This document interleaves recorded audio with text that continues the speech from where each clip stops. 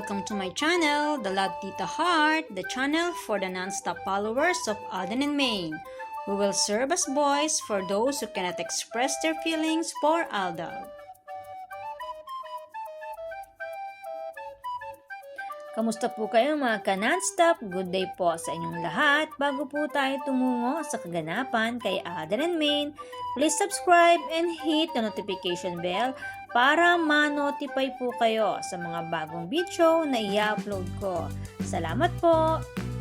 Happy Heart mga ka-Aldab! Congratulations Alden Richards, the 7th Edis Entertainment Choice Awards Box Office Hero. Isa si Alden sa nakatanggap ng pagkilala na ito kasama si Julia Montes sa 5 Breakups and Romance. Habang last Saturday, nagtungo si Richard Jr. sa Thailand para sa kanyang endorsement shoot ng Obsecure. Ating silipin ang ilan sa mga buhay ni Alden Richards at ilan sa mga behind the scene at pamamasyal doon kasama na ang pagtikim sa mga Thailand cuisine and street food sa naturang bansa. Ngunit kapansin-pansin ang unang ipinost ni Alden or ibinahagi niya sa kanyang social media account. Ito yung una niyang ibinahagi. Alden is wearing yellow t-shirt. Tila bang may nais ipabatid si Alden sa kulay na ito. Yellow ang paboritong kulay ni Mrs. Nico Menday Pokerson. Ang kulay na dilaw kung saan maraming pinapaala-alang magagandang bagay o totoong pangyayari sa buhay nila Alden and Maine.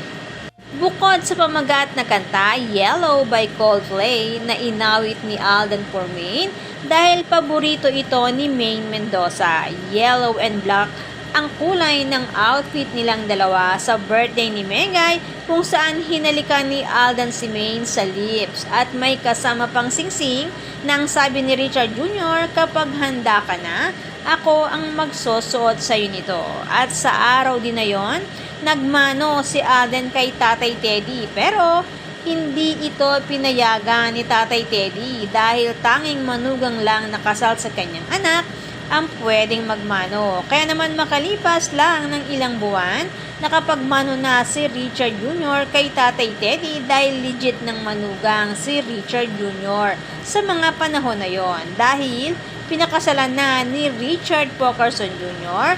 si Nico Menday Kapili Mendoza Pokerson.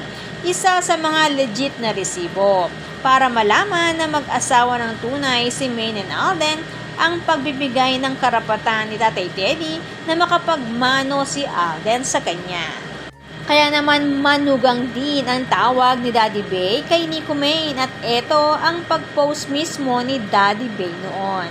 Isa pang mahalaga sa kulay yellow, ito ang kulay na suot ni Maine sa commercial ng Magnolia kung saan makikitang buntis na si Nico Maine kay Seb or Baby Teo, ang panganay na anak nila Alden and Maine.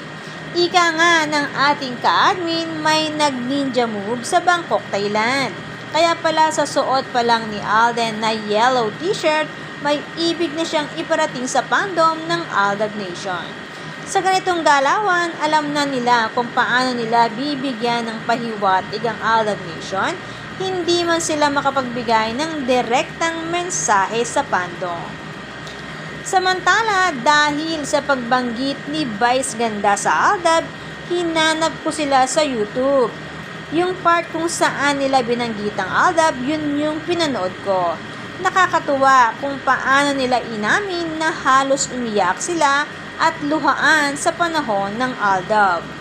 Nasabi nga nila halos 6 months silang walang tulog lalo na ang kanilang mga staff ng dahil sa Aldab.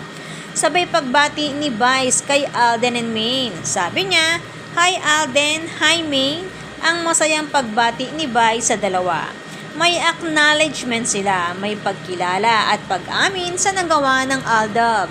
Samantalang ang show na pinanggalingan nila, wala man lang. Bagkus binawal pang banggitin ng Aldab at pinaghiwalay pa ang mga ito.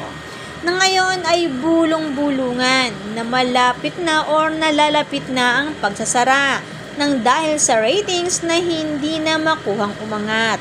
Ika nga ng fandom, sarsuela pa more, panot pa more. Ang tanong, Ito na ba ang kasagutan sa pagtungtong ni Aklang Panot sa naturang noontime show? April lang nang tumungtong siya doon at June pa lang ngayon. Ang bilis yata ng sagot. Sadyang walang masamang gawain ang nagwawagi. At dahil mabubuti ang puso ng mag-asawang Richard Jr. and Nico Menday Pokerson sa kabila ng ginawa at ginagawa sa kanila, patuloy silang pinagpapala at binibayayaan ng poong may kapal.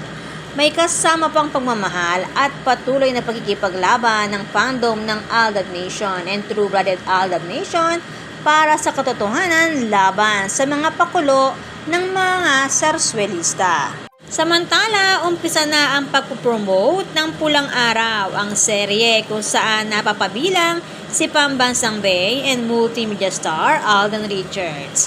June 12, Wednesday, 4 p.m. sa The Atrium Gaisana Mall of Toril, Davao City, kasama si Alden Richards para sa Kapuso Fans Day at umpisa na ng pagpopromote ng naturang serye kung saan maaaring si Sanya Lopez naman ang magiging ka-love team or leading lady dito ni Alden.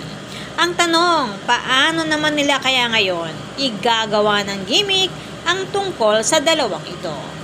Gayong puspusan pa ang paggalaw ng Sarswela Part 2. Hanggang sa mga talk show sa magkabilang network, sila ang pinag-uusapan at isinisingit para sa promotion ng Hello Love Again. Samantala, paano ba masasabing Most Outstanding Love Team 2024 ang isang love team kung wala pang napatunayan sa taon na ito? Most Outstanding Love Team of the Year sa Gawad Dangal Filipino Awards 2024 ang ibinigay pagkilala kay Alden and Catherine.